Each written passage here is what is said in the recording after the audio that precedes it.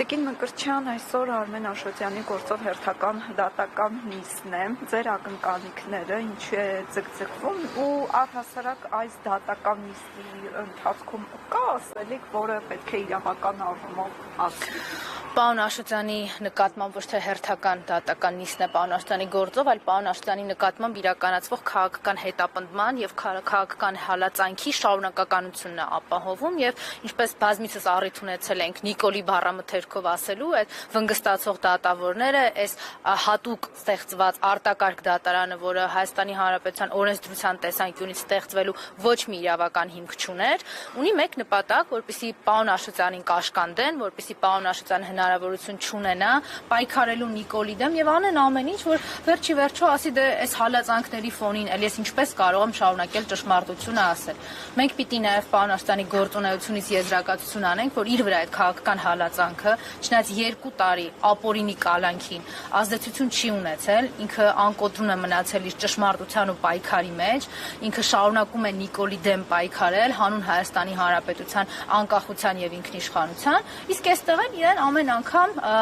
մեր քաղաքացիները նաև ձեր միջոցով հնարավորություն ունեն համոզվելու, թե ինչի մասին է այդ կարած կարկատած գործը, որը բերել են դատարան առանց տուժողի, առանց բացասական հետևանքների հիմնարկի իրավաբանական անձի, պետության կամ որևէ ֆիզիկական անձի համար։ Դե հանձնարարական է եղել են SMS-ով Նիկոլի հայտնի, որ Արմեն Աշոտյանին կալանքի տանելու ժամանակն է, դատախազությունը, քննչականը, հեղինակազրկված բոլոր այդ իրավապահ համակարգը, որը ծառայում է Նիկոլի համար, լծվել են իրար գլխին մի գիշերվա մեջ, հորինել են չգիտես ինչ, որպեսզի կարողանային պարոն Աշոտյանին մեկուսացնել։ Այս դատական նիստերը դրա մասին են եւ այս յուրաքանչյուր վկայի հարցաքննություն կլինի, փաստաթղթերի հրապարակում կլինի, ամեն ինչ միայն դրա մասին է խոսում։ Տիկին Մկրտչյան, մի քանի ամսից հերթական ընտրություններն են Հայաստանում, այս ռեպրեսիաները իշխանությունների կողմից ինչ բնույթ կարող են կրել եւ մինչեւ ուր կարող են հասնել։ Մինչև ընտրությունները պետք է իհարկե ավելի ազնիվ լինելու ասել, որ այդ ռեպրեսիաները ոչ թե արվում են միայն 6 ամիս հետոյվա համար, այլ արվում են հենց այսօրվա համար, որևէ հնարավոր քաղաքական գործունեություն կամ քաղաքացիական դիրքորոշում, միավորում ընդհանրապես ճնշելու համար, որ Հայաստանի քաղաքացիները ժամանակ չունենան ուղղակի մտածել, զբաղվել մեր երկրի կարևորագույն հարցերի լուծմամբ, դրանց որոշումների կայացմանը մասնակից լինել, որովհետև ամեն մեկի վրա այնքան քրեական գործ ու քաղաքական հալածանք կա, մարդիկ հալածվում են, բանտերում են այսօր կարծիք արտահայտելու համար, YouTube-ում հաղորդում վարելու համար։ Նարեկ Սամսոնյանը, Վազգեն Սաղաթելյանը, մեր վարչապետի թեկնածու Դավիթ Համբարձումյանը քաղաքական գործունեություն ծավալելու համար անհավանական մի հոդվածով եւ ինչ որ անհավանական ժամկետներով դատապարտվել է, որ երբեք նման բան չի եղել, հələ մի հատ էլ դրան վրադիր առանց օրինական ուժի մեջ մտած դատական ակտեր կալանավորել են Դավիթ Համբարձումյանին։ Մեր սրբազանները բարերարը ինչի համար են նստած։ Նրա համար, որ Նիկոլ Փաշինյանը հայ հասարակության մեջ այդ վախը սփռի, ասի նայեք, ինձնից ազատվել հնարավոր չի։ 18-ին ոնց էր ասում, կամ ես կլինեմ վարչապետ, կամ Հայաստան չի լինի։ Ինքը այդ դա է եկել է իրականացնելու, անում է ամեն ինչ, որ ինքը մնա վարչապետ եւ մյուս կողմից էլ Հայաստան չլինի։ Ես ուզում եմ, որ մենք այս իհարկե բնորոշ չէ տարեվերջան ժամանակահատվածի համար նման կերպ ավարտել, բայց ես կարծում եմ այս ճշմարտությունն է, որ նաեւ բերելու է լուծումների առաջարկմանը, մենք դե հասկանանք, թե ինչով ենք ավարտում նաև 2025 թվականը։ Ցավով, կորստով, Նիկոլի հետ, ինչը նշանակում է, որ վտանգված հայրենիքով, վտանգված ինքնիշխանությամբ, վտանգված անկախությամբ, մենք մինչև հիմա չգիտենք 44 օրյա պատերազմում զոհված մեր հերոսների թիվը Նիկոլը չի հրապարակում, անուն ազգանունները, պատմությունները իրենց թաքուն է պահում մեզանից։ Մենք անգամ հնարավորություն չենք ունեցել սգալու եւ շնորհակալություն հայտնելու մեր հայրենիքի համար իրենց կյանքը զոհած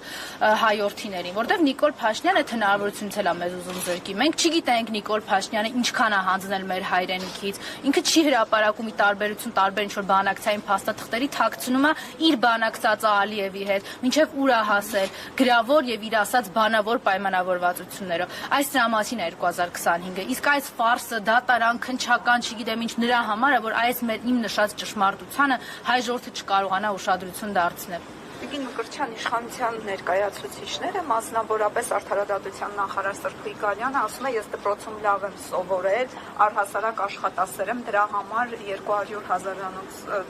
դոլարանոց տունը ինչ է, որ ես չկարողանամ գնել։ Ինչպես է ստացվում, որ իրենք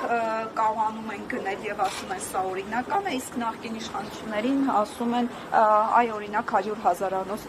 տուն ունես։ Քեզ որտեղից այդ տունը։ Նախ Արփինե Դավոյանի գիտակրթական եւ իրավագիտակցության մակարդակին հավասարեցված Սրփուի Գալյանը, ես չգիտեմ այդ ինչի մասին է ինքը խոսում, այդ ինչ ձեռքբերումներ է բացառիկ, որ միայն ինքը գիտի այդ իր գիտակրթական ձեռքբերումների մասին, ակնհայտ է մի բան, այն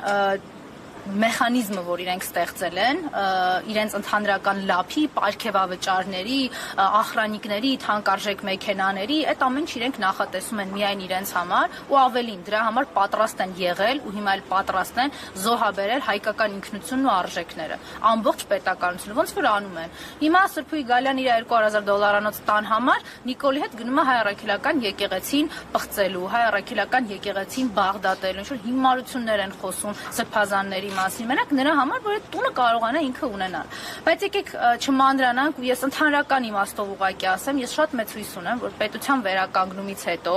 բոլոր այդ տեսակ մարդիկ կանգնելու են ոչ թե սահմանադրությամբ ամրագրված իրավական կառուցակարգերի առաջ, որովհետև դա է ճշմարտությունը Հայաստանի քաղաքացիների համար եւ այդպես պիտի լինի Հայաստանի քաղաքացիների համար, բայց Նիկոլի խմբակի համար, Նիկոլի բանդայի անդամների համար պիտի լինի այն արդարադատության մակարդակը, որ իրենք այսօր ապահովել են Հայաստանի քաղաքացիների համար, իրենք իրենց գրած օրենքներով, իրենց վնգստացող դատավորներով, իրենց կառուցակարգերով, որոնք ընդհանրապես իրավականության եւ օրինականության հետ կապ չեն, այդ ընթացակարգ պիտի անցնեն եւ ամենակարևորը Սրփուի Գալյանը, որը իրավագիտակցությամբ հավասարեցված է Արփինե Դավոյանին, մեկ անգամ եւս չալարենք ու սա անպայմանորեն նշենք,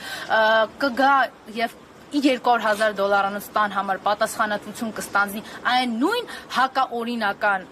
կառուցակարգերով, որի հեղինակն է ինքը եղել արդարադատության փոխնախարար եղած ժամանակ, հետո էլ գնացել է իմպլեմենտացնելու որպես դատախազի տեղակալ։ Շնորհակալ եմ զրույցի համար։